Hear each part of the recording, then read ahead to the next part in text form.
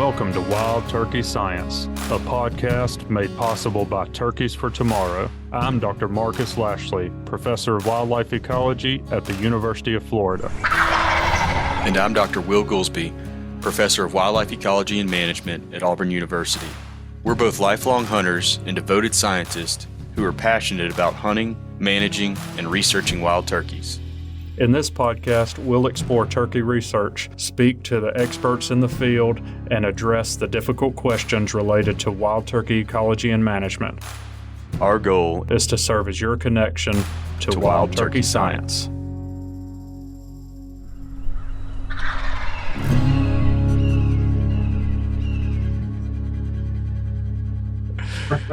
Well, it is sack lunch day here, so sack lunch. If I'm a little late, I can just walk in there and they just... Do they actually bring it to you in a little paper bag? No, you got to make your own. You got to make your own sack lunch. Yeah, the reason is, so down here where I'm teaching at, the forestry class and the wildlife class happen at the same time. So we've got forestry undergrads and wildlife undergrads. And there's some days like today that one group or the other is out in the field all day. They don't come back to the cafeteria for lunch. So on those days, if one group is gone, everybody's getting sack lunches. That's awesome. So you've been down there for a while teaching young minds. I, on the other hand, have been the student. The student of the turkey? Yes, for the last few weeks. The student of the turkey. That's what your book can be titled, or your documentary. Which would you prefer, a book or a documentary? I'm a visual person, probably the documentary. Although, Illumination of the Flatwoods is one of my favorites. Yeah. How about a book and then 5 years later a movie deal based on the book after it hits New York Times? I'd be down with that. You know what? I'm definitely not in this, and I know that you're not for elevating us. I'm trying to get this stuff in front of as many people as possible to elevate turkeys and conservation efforts for turkeys and research, regardless of who the research is coming from, because I think all that's important. And, this is one of those kinds of projects where I think it's got that kind of potential because it's such a special thing. Mm-hmm. So for those out there, I know some of you probably already know and have been following along as much as you can, but as of the day we're recording this, I have just gotten done with the first couple of weeks of imprinting poults on me and foraging with them basically as their mama hen. So your poults, so your brood has graduated. They graduated from the first trials, yes. I love that. Isn't that amazing? I love that. That little picture you sent, like with a cap, you got little caps on them. Yeah. It's so fun. Man, today we were going to do an episode of we just kind of reflecting on that experience because it was special. Reading Joe Hutto's book years ago kind of inspired me, to I think about poult imprinting, really. And I got a little bit of experience doing it with quail chicks because another graduate student in my lab when I got to NC State was working on quail imprinting, and he was evaluating CRP practices and how it influenced quail chick ecology. And, so I had a little bit of experience and knowledge of that kind of approach, and then reading Illumination Flatwoods just kind of made it like a goal. Like I could see the super strong value experimentally of being able to do that kind of thing, and also the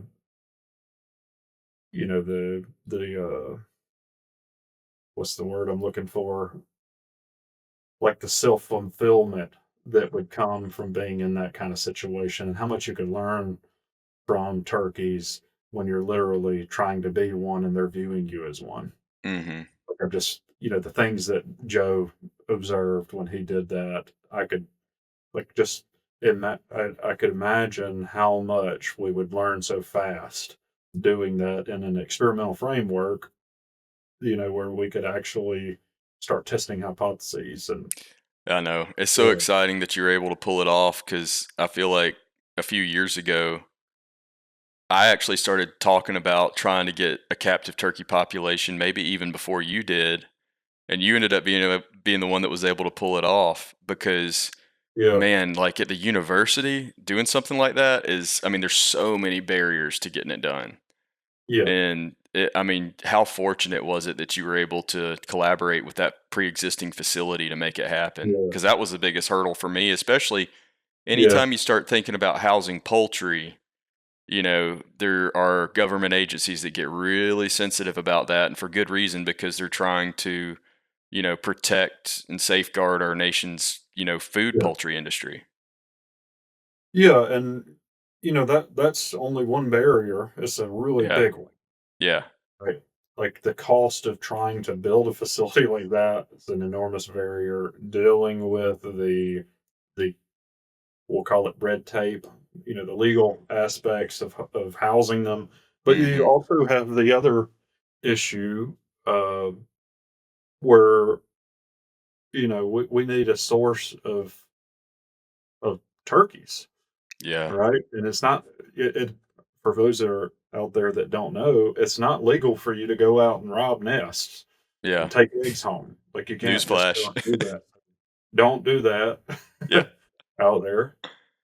We have a bunch of permitting from the state, and we were fortunate in that with the Florida Turkey Project, we're trying to make it as well rounded as possible. We have genetics and pathogens and predators and habitat, all these different things going on at once. We have hens tagged all over the state, and unfortunately, a lot of the hens die while they're nesting, Mhm. or they have something happen and they abandon the nest while they're incubating. And we took advantage of that opportunity with the permitting from the relevant agencies, regulatory agencies, and partnered with the National Wildlife Research Center that has a facility right beside our campus that is designed to house large avian species. The whole place is designed to do that, and it was idle. They were between research projects, and I approached them, and it was just perfect timing with all these things going on that we were able to come up with a source of eggs to establish a population, and we had a facility already built, ready to go. That they were, that's what they do. They partner with research. And a Uh, dang good facility at that. I mean, oh, what it's are the a odds that you had a facility that was big enough to get a tractor into to plant? yeah. You can bring tractors into the aviaries and literally disc it up or plant Yeah. food plots or whatever you want to do. Yeah. I was I talking to one of feel my forestry buddies down here the other night about your setup, yeah, and he was like, "Oh, so how big are these pens that they're putting them out in?" And I was like, "Oh, there's several acres." And he was like, "Oh, that's all?" And then I was like, "Yeah, you do realize that they're completely surrounded by netting, right?" I was like, "These are several acres with netting, like a circus tent net over the top." And he was like, "Oh," he was like, "I didn't even think about that." I well, mean, that's a like monumental undertaking. oh yeah, and there's more than one, so we can Yeah, also separate populations and there's all these other kinds of enclosures that are designed for different purposes, essentially for us to accomplish everything that we need to yeah, right out of the gate. yeah. So for that resource to be available, I mean, honestly, to me, it felt like the stars had to align. And the list of additional projects that hopefully one day you'll be able to get to that you and I have just been just firing back and forth, I feel like for the Mhm. past several months. Like, what if you did this at the facility? What if you did that? Like, it's Yeah, just the list grows every day. yeah, and I think that's one of the special aspects is it's, the limitations that came with a lot of the former poult imprinting work, we have overcome through this situation. And we're going to be able to keep these poults into adulthood until they die of old age, and recruit multiple generations potentially, through their breeding inside the facility and everything. And it's wild genetics. So, it's just like the stars had to align. It really comes down to, at this point, keeping it funded, which Yeah. is difficult to do long term. Yeah. Like we were good in year one, and we're working on year two now, but that's the vision, is to keep this for the long term so that we can start to do generational work. Yeah. I think that, Absolutely. there is none on turkeys. Right. Yeah, it's so hard not to keep going down that road because I think it's something that we're both so excited and passionate about all those ideas. And we talked about some of this stuff with Kelly too.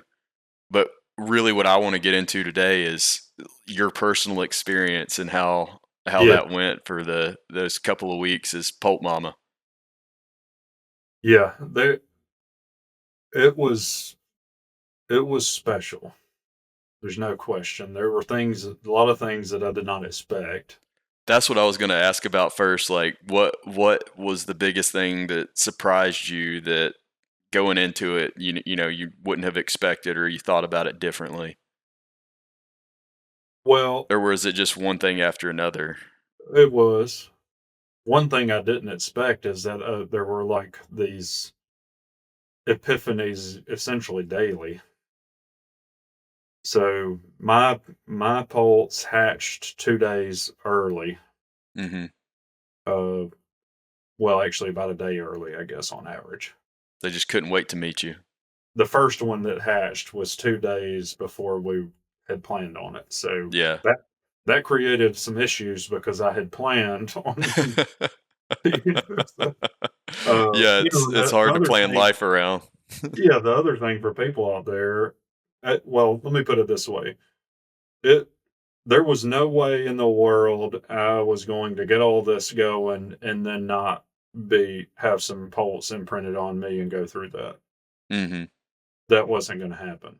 Yeah. I don't have 2 weeks to spare to do Yeah. that, but it did not matter. Yeah. That's going to happen. Yeah. Which is why So I've pretty much given up on talking to you for the past 2 weeks. exactly, and so is my family and everybody else. Yeah.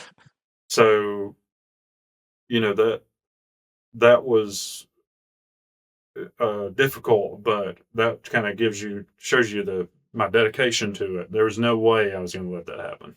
Yeah. I finally just said, you know what, I'm doing it. I don't have time for it, but we're going to move everything else, and we did. Yeah, but every now and then there's just like one of these watershed moments in your career where you're like, I can't do this, but I have to Yeah, that's what it because I may was. never get another opportunity.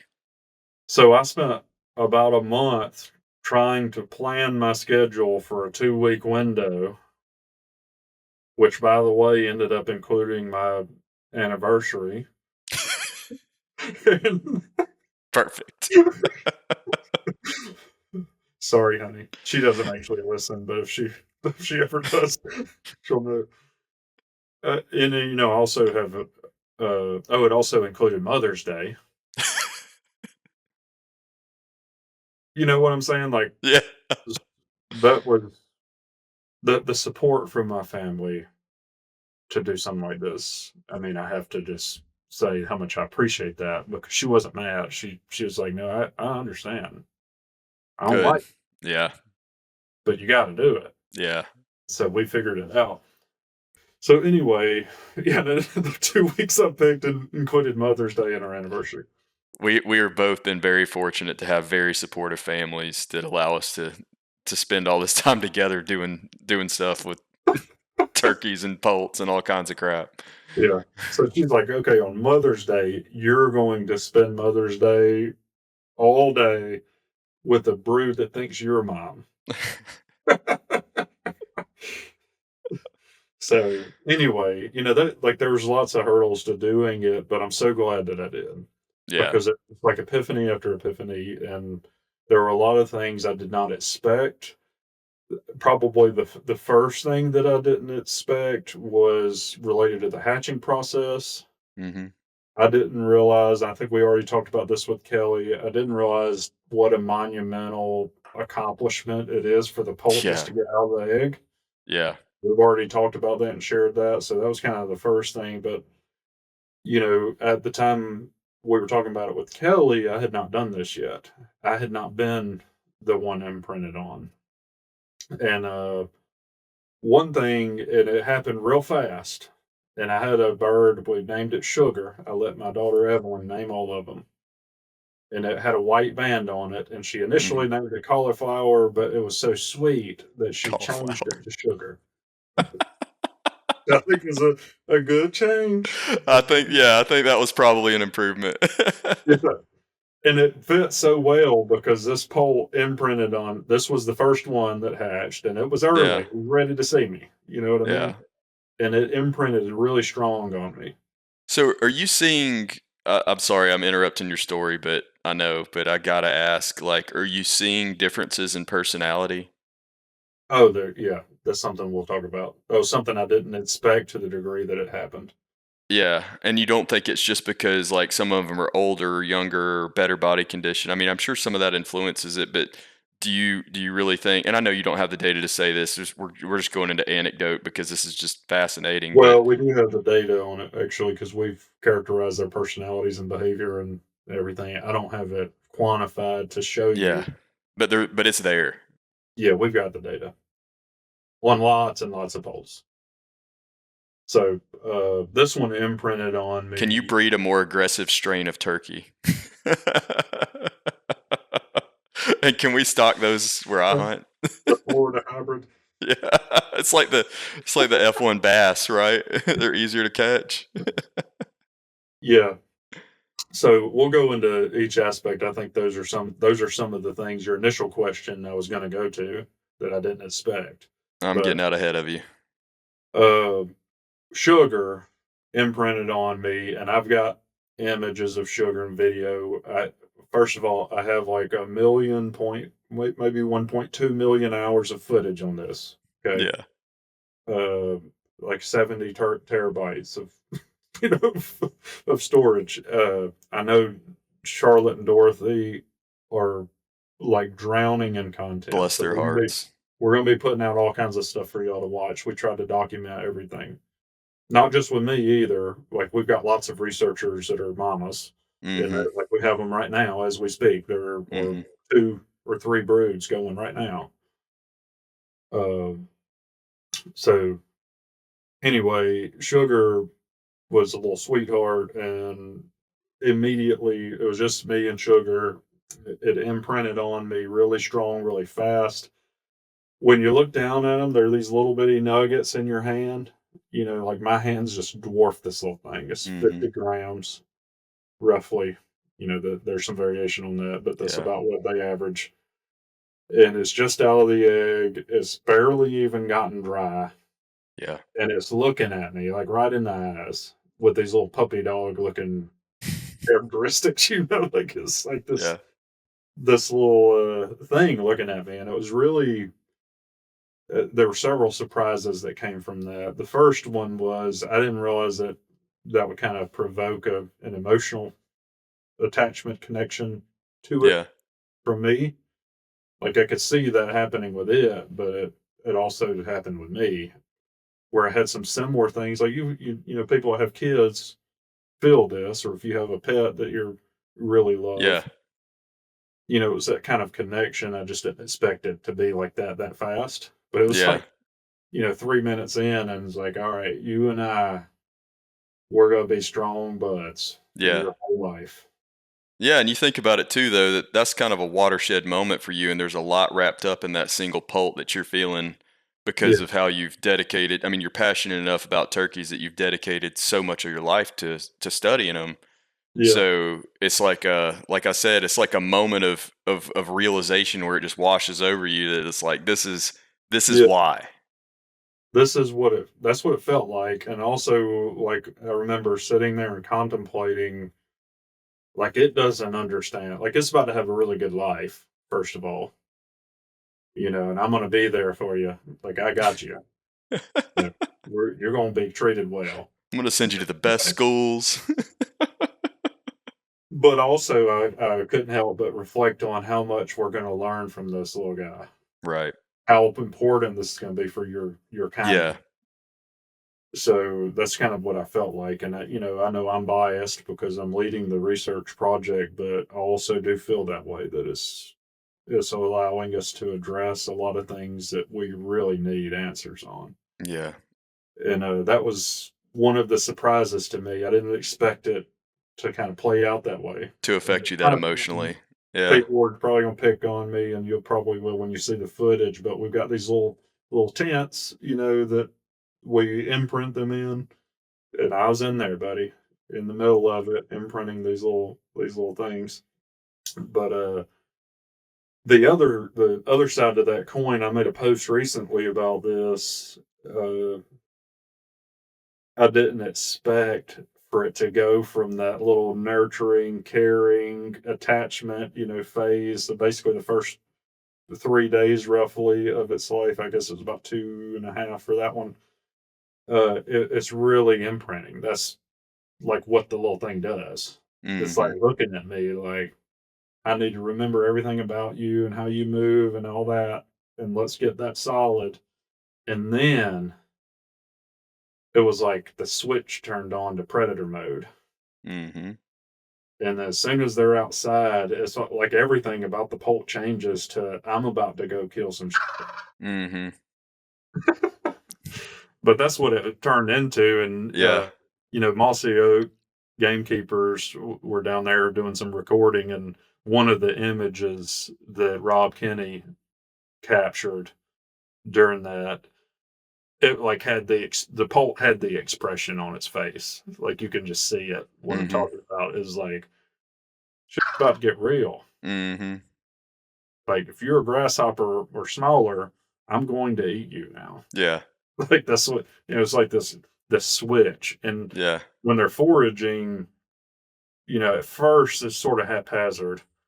They don't really know what they're doing. They're just kind of pecking at everything. And if it moves, they're pecking at it, but they're not good at catching it. They're not really closely doing that in association to me or each other. But that really changes fast.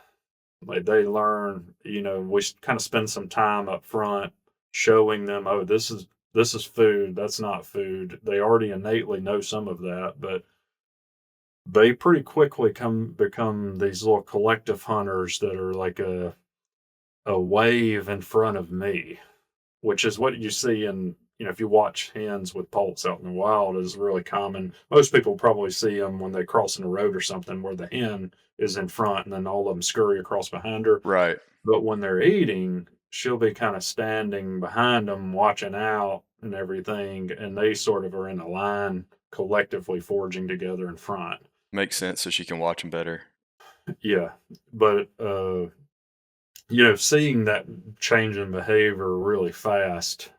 I mean, it was just there every day when I got there. I was so excited, and I actually filmed me first interacting with them every single day, Mhm. and then I did an update in the morning and afternoon every day, and then I have a reflection every day. It's like we could, footage of everything interesting that I could capture. Uh, so we got all this footage, but I was doing that because on day one I realized, man, they're going to change so fast. Mhm. Like it's worthy of me trying to capture it. And then on the first day of foraging, that their foraging trials, when I went in, the reason I started filming as soon as I interacted with them, I had one that we named Strawberry, a red bracelet tag. Mhm. When I came in and said hello, of course, everybody perks up. It's like, all right, mom's here. Like, Yeah. all right, we're all excited to go forage. And Red came right, basically, the where we have it, it's about head height almost. So, Mhm. like, I could set my chin on the platform they're in, right, in their little Mhm. incubator space that they're in. for these first couple of nights. And I came in, and of course, I'm like nose to nose with this little poult, but I say, say, hey, good morning, and they all run up to me, and Strawberry runs up to me and goes in full strut, like nose to nose with me. And I was not filming it. I was like, oh man. Oh man, Strawberry's gonna be a aggressive little bird. Yeah, that's so It's like, funny. man, I never would have expected that, but I did not do that again. I found my first interaction with them, which Strawberry also didn't do that again. But Yeah. uh, that first time, he was so excited, he ran up and strutted right in my face, and I was like, never again will I make that mistake. Strawberry's gonna be an aggressive 2-year-old. Well, the thing one of the things that and I just get little key highlights, that you've sent out. There's no way that we have time to talk about everything that you're observing out there, but you sent me that picture. I think it was last week or the week before of single birds from two different broods, and they were 20 days apart. Hmm. One bird was 2 days old, and one bird was 22 days old, and the difference in size and development was shocking. I mean, just Yeah. it floored me to see them like hand in hand, side by side like that. And you and I have said before it several times in the past while we're recording on the show that a lot of because brooding cover especially is so lacking across the landscape, Hmm. all this habitat management that we're talking about really pares down to a couple of critical weeks. And that just added further confirmation for me as Yeah. to why that's true, About because 3 they weeks, do change so rapidly. they're little turkeys already. Like, they've grown in their flight feathers, and they're good. Yeah. Like, stuff will eat them.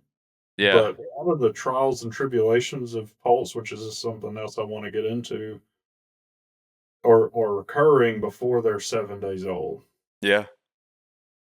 Yeah, and that I would say that the life curve in terms of how difficult it is sharply changes at that 7-day-ish mark, and then again at the next 7-day-ish mark, and then out from there, they're everything still wants to eat them, and there's still plenty of danger, right?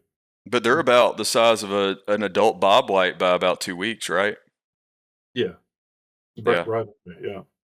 But and they also have grown their feathers in. Yeah. So, uh, yeah, that I think that's another epiphany that I had. One of the things I guess we'll go on into that we catch a lot of criticism, and I do, on particularly things related to predation, because that is the issue for many people. Like, they're a single issue, like that's the only thing they think matters, Well, and then people want to see you be 100% all in as saying predator control is a solution. That is what they want from us. I have said multiple times that trapping, we don't have very good data to show the effectiveness on that. Ironically, we're catching heated by that, and you and I both have multiple predator projects going right now. Right. Like, we're trying to get data on it, and We being realize it's an issue. I mean, like we only have a yeah, certain amount of money and we're allocating a lot of that towards this question. some of the heat insinuates that I don't think predators eat turkeys, and that's ridiculous. Of course, they eat turkeys. Lots of them. Yeah, and that's the leading cause of mortality. Yeah. But doesn't mean that predators eating turkeys and trapping being the answer are not the same thing. Yeah. That's where we differ is on what we can do about it. Right. That's where we differ from an opinion from some other people. Yeah. And, I'm of the mindset, and I think what I'm about to share with you, this is probably going to make a lot of sense to a lot of people, and it's going to piss off some other ones. Uh, I kind of view it as habitat has to be first, and trapping can augment that, probably. but we need data to see what that looks like, right? I'm Mhm. not arguing that there's no place for it. That's not the point. I would like the data, and then Yeah. I will celebrate whatever that data says. I don't care what it says. Yeah. I will share it, and I'm trying to collect it myself, and I know others are as well. But the point I was making here is one thing I learned from this experience is my brood was in relatively poor brooding cover. Like we have Mhm. habitat treatments, right? And the one, Mhm. not all of them are good ones. Yeah. And the one mine were in relatively poor cover, and it rained 2 days before they were 7 days old. If I had not intervened, they would have died. Wow. I had to put them in the brooder because they were cold, they were shivering. Mhm. They wanted to forage, but they would have had to brood under mom. Mhm. And people were like, "Oh, well, she would have just brooded them." Well, they didn't Yeah. eat. And Yeah. if they don't eat for a little while, they die from that too. Yeah.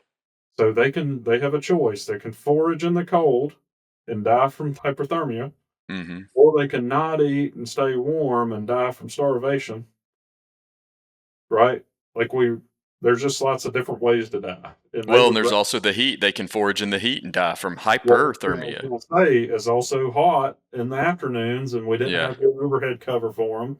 And Yeah. we've got tons of footage of this because there's every day Yeah. there in the afternoon. And by the way, I was standing out there in the middle of this full sun Yeah. for hours every day for weeks. It was hot, Yeah. like it was miserable hot. Yeah. And I watched them basically shut down. Yeah. They would not forage. They could not forage. They're panting and like, if we had not Yeah. intervened, they would have died. Yeah. And are you seeing Polts in different treatments do better in under those conditions? There is variation, and there will be a lot more variation, I predict, when we implement different kinds of habitat treatments in their Yeah. nesting. But yes, there's definitely a difference. But the point I wanted to make is we're talking about poults that this is sort of mimicking what it would look like if you had been perfect on your predator management Yeah. That's right. to no predator threat, Yeah. but you still have crappy habitat. They're still Yeah. dead. They're They're dead. dying. And it's a predator-free environment. The hen can protect them from exposure, but in doing so, they aren't foraging. Wow. That's really impactful to think about. That's The really heat will impactful. also kill them because if they don't die from not foraging, they'll die uh, from thirst. What's the word I'm looking for? Dehydration. Dehydration. Yeah. Yeah. So that was something that was really impactful to me. Is I'm not saying predators don't matter or that trapping doesn't can't help. Yeah. I believe that it can. Yeah. But what I am saying at this life stage, you can have no predators, and if you don't have good habitat quality, they're dead. Wow. Man, that hits. That really hits home. We weren't letting them die, and but we had what we'd call what our uh, regulatory authorities call a humane endpoint. So Right. we would have points at which we would not let them go past it because it's imminent death, and then Right. we don't want the poults dying. We're trying to keep them throughout, all the way through adulthood, Mhm. so that we didn't want to do that. And of course, I'm attached to these little things. Like none of us want to watch them Yeah. suffer, but it was kind of telling to me that wow, they can't handle that. Right. If you don't have good brooding cover, they can't do it. Yeah. And some people also might, bring up the point that, well, the hen wouldn't have taken them to that area because she knows it's poor, but there aren't better alternatives on a lot of the properties that we see. Well, that's the point. You've got to provide them the opportunity to take them somewhere better. Right. That another thing that I think you'll find particularly interesting. I made strong note of this multiple times. We have plots that are shaded in the morning and full sun in the afternoon. in plots that are full sun in the morning and shaded in the afternoon. So Mhm. like, and they're the same treatment, and it became really obvious real fast that to me, what I gathered from it, from watching mine and then seeing the pulse and the other treatments with that shade in the morning, full sun is not that devastating. It's kind of Sure. cool outside and it's nice. Even they Yeah. go Might even enjoy help it. dry the dew, you know?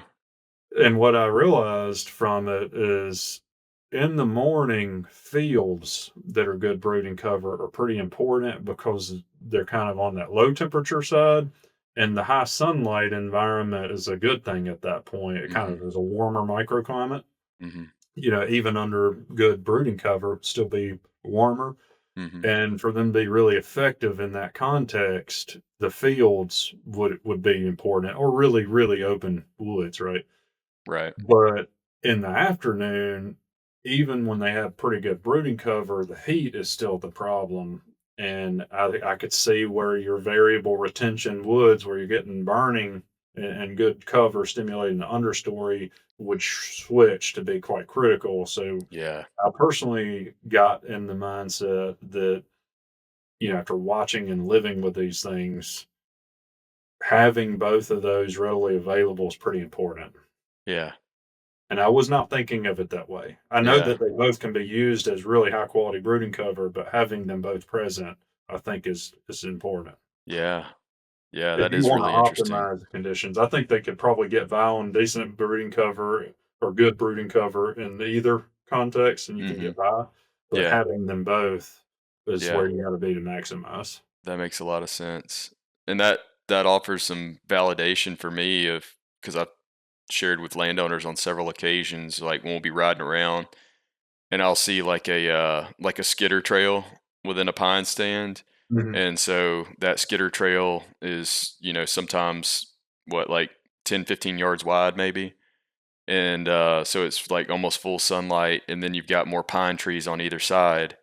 And I love that for turkeys because they can cool off and be underneath the pine trees or loaf underneath the pine trees, but then they have Mhm. that more open vegetation community right beside it that they can just go out into the edge of, and just for a few minutes at a time they can go out there and forage and then go back in the shade and get a little bit cooler again. Yeah. Yeah, and that was what we got into this cycle because I had like 3 or 4 days where it was really hot in the afternoon, like 90 plus, full sun, no clouds or anything. And they actually got into a cycle kinda like that. We had a blind set up, uh, in the plot, so it would offer them some shade, Mhm. and, what they would do essentially, when you get around to about noon or 1 where it's really getting miserable hot, and it's gonna be that Mhm. way for a few hours, what they would do is go out and forage, or anytime a cloud came by and blocked the sun, they'd go out and Yeah. forage, and that'd be Yeah. about 10 to 15 minutes, and then they'd start getting hot and stressed. You'll start seeing them do that, put their wings out to Yeah. dissipate heat and panting, Yeah. and then they would go back to the shade, and they would basically sit around in the shade and dust and Just preen. loaf. Yeah, just loafing, and then they'd go in about, and they'd also sleep some, uh, and they kinda go in these, like, 10 to 15-minute cycles where they'd Right. go back and forth between the 2 during that hot period. But you can see it. I mean, we're like I was saying earlier, we're measuring their weight, like, their growth trajectory literally Mhm. 4 times a day. Right. So, like, we could see how much weight did they gain in the morning versus in the afternoon, and when that heat happened, their growth rate essentially went to nothing. So what you're telling me is that by having good poult rearing cover, not only is there more cover for poults, or not only is there more forage for poults, but there's also a longer duration that they can forage within it. Yeah. It's an additive effect. Yeah, and when we had shade, or when our treatment has shade because it's a good overhead cover, that's what we see. That temperature is not nearly as important. It still can get too hot for them to forage in fields, and of course, our plots. That's one limitation. Is this is going to be really telling for field management. Mhm. right? But I do have some things planned potentially to do some forest stuff as well in the future. We'll see. But from it, it can still get too hot to use the fields even in good brooding cover, but your breadth of them being able to forage effectively for cold and warm is buffered by that quality. And that's something that I feel like I always key in on in habitat management is when there is an action that has a compounding effect where it affects multiple aspects of life history, like that one's probably pretty high priority, Yeah. you know?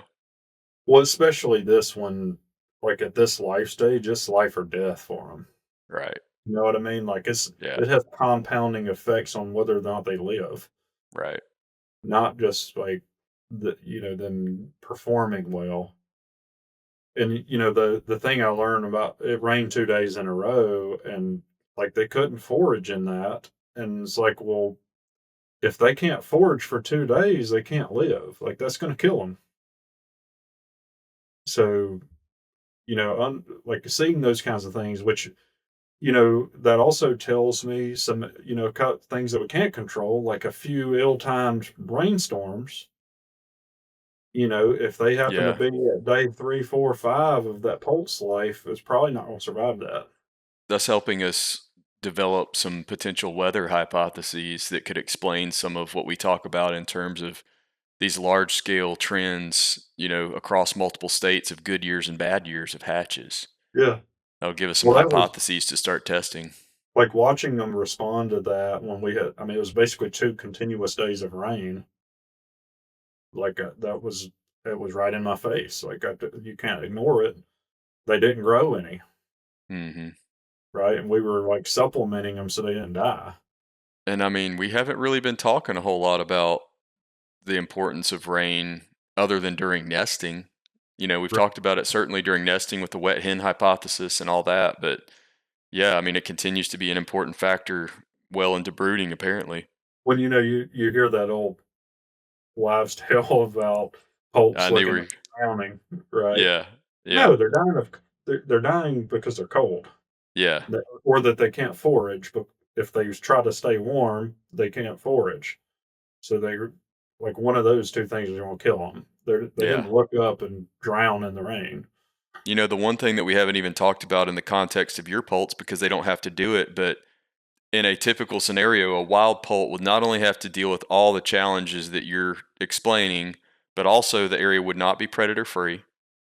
And oftentimes they would have to travel relatively long distances because we've seen this in one GPS study after another where the hen moves a mile or more with her brood. Could you imagine like how fragile your little broods already are and then they have to walk a mile in an area that Yeah. has predators? Good luck. Yeah. You've really stacked up the odds against them, and they're already stacked against them. That kind of thing makes me think that it's a freaking miracle that we're having even a third brood survival in some of these wild turkey studies. Like it should be zero. I can't even quantify how many times I thought, I cannot believe any of these make it. Yeah, But I also have had other times, like it's not all been that sort of negative sort of viewpoint. I've also been mesmerized by their capability in a lot of ways. hmm, Another epiphany that came to me during this, because I had some places in my plot that were pretty dense, and we also have some other treatments that are fairly dense, more dense than I would typically think of for brooding right. cover. Wasn't a problem. Really? Forged all right through it. Yep. Forbs that are real dense, that were Yeah. dense, they still didn't matter. That's good They to hear forged because I have more been, dense than I expected. yeah, that's really good to hear because I've been working with some landowners this spring that have pretty dense stands of clover that I've been worried about maybe being too dense for poults, but that's alleviating Yeah. my concern a little bit to hear. Yeah, that was something that I got the impression from it, that my view of what they needed in terms of openness at the ground level was more open than what they realistically needed. Okay.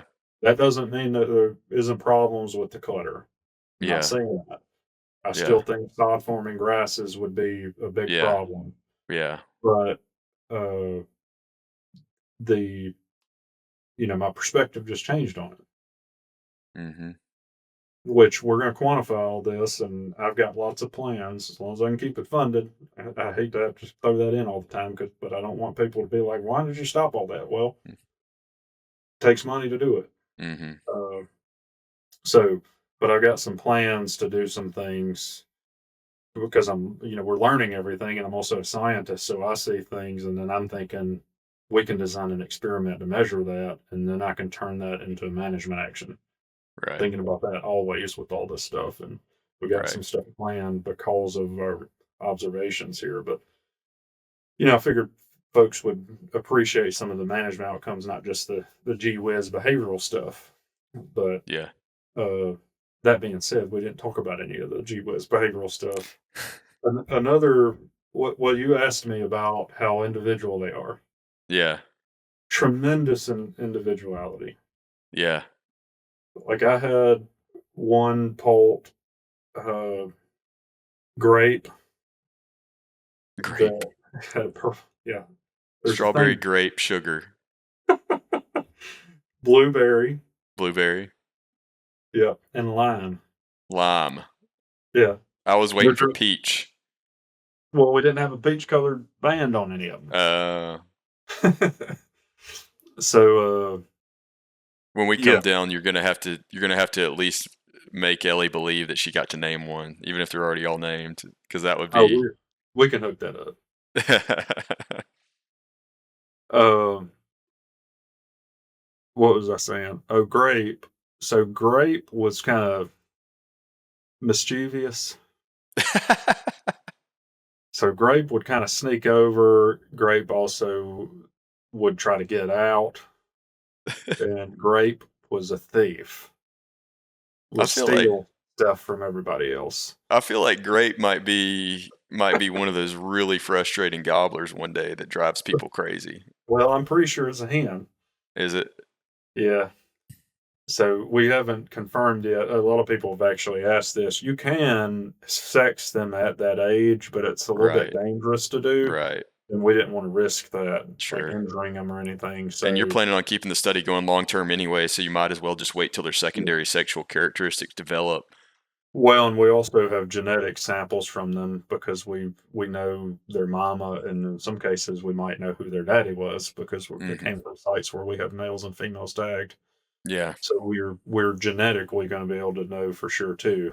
Right. So, but anyway, yeah, we don't that information wasn't necessary up front, but we do have a Right. good idea because just like people know that are turkey hunters, their scat looks different even at that Yeah. age. About Sure. 7 or 8 days, it starts to become J shaped versus curly. Yeah. So purple had great at a curly scat, so I Hmm. would expect it's a hand, but yeah.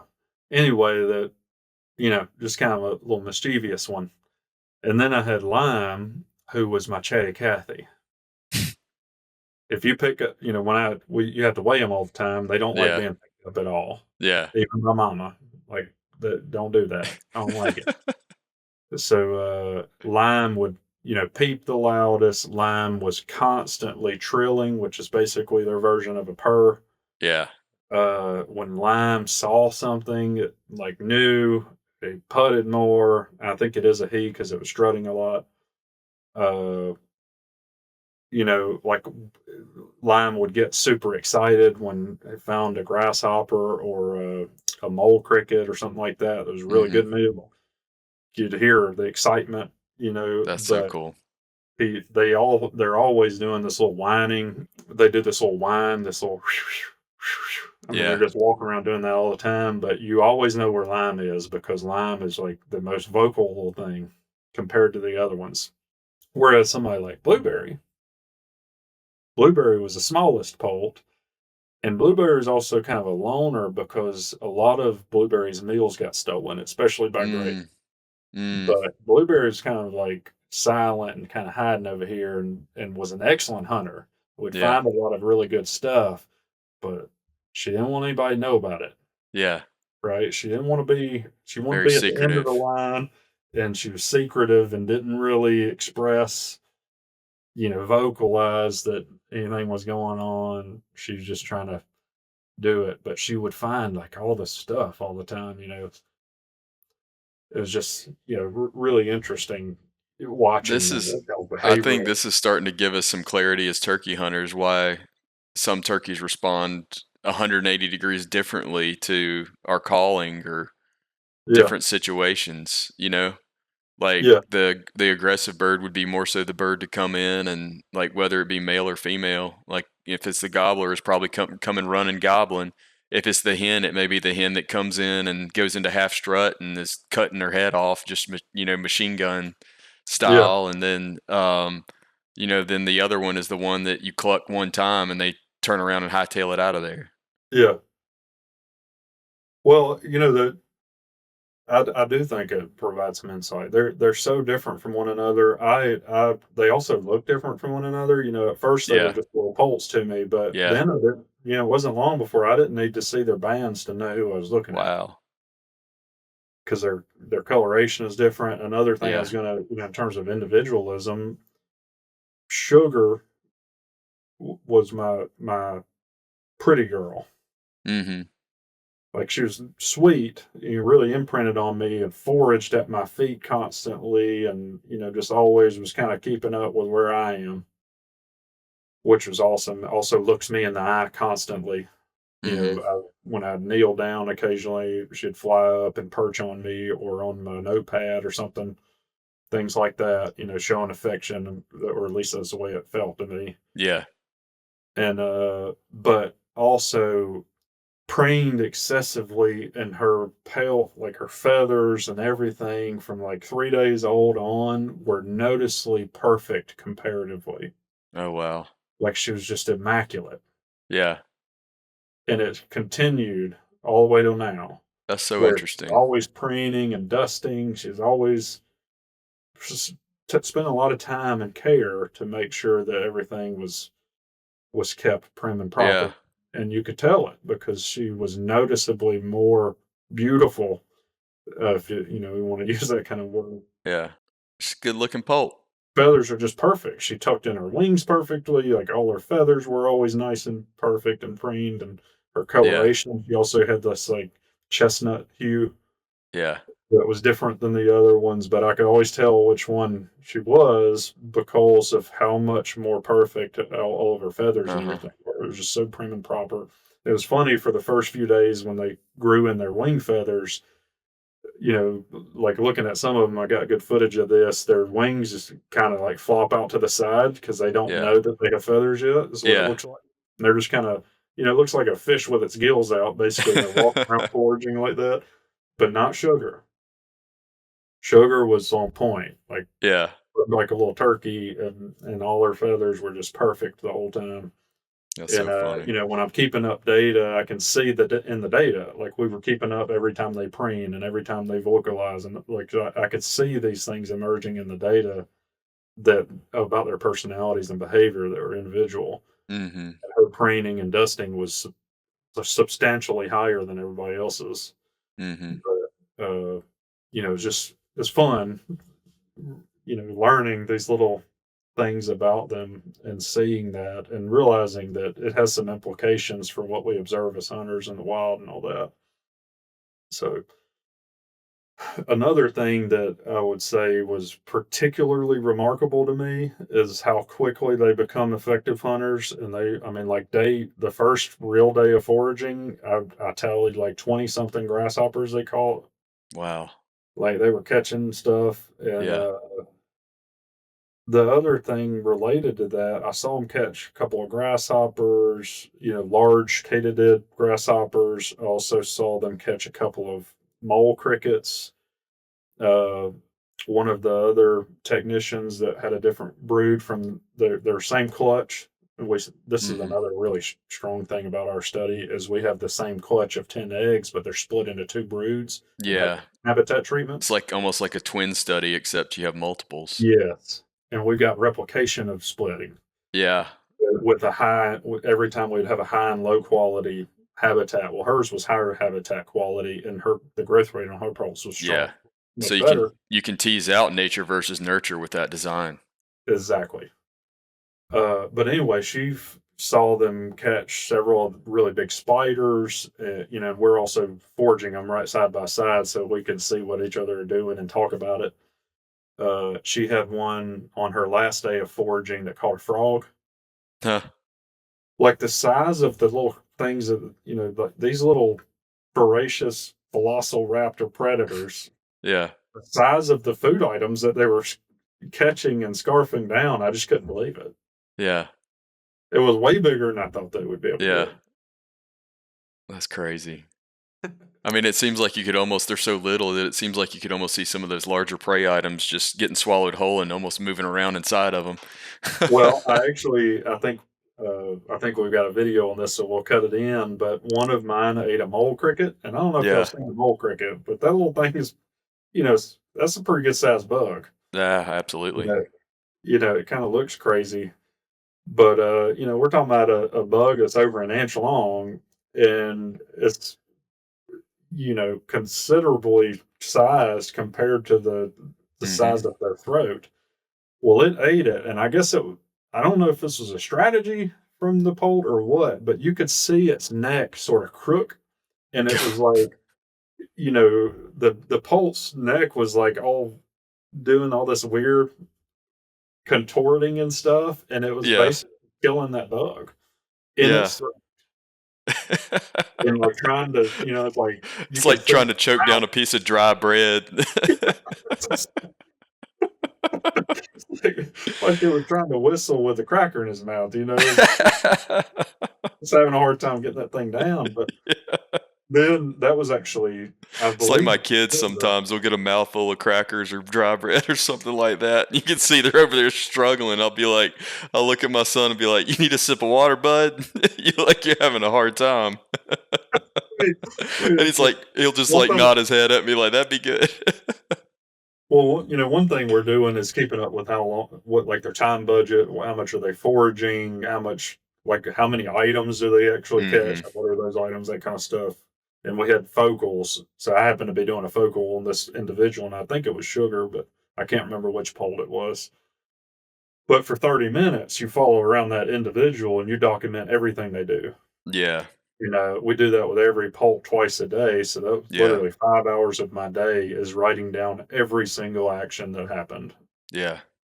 Well, that happened during one of those, and I was watching it, and I thought it was so funny because you can see the foraging rate dropped to basically nothing after that Mhm. because the poult choked that thing down, and then it went over into the shade and laid down and went to sleep.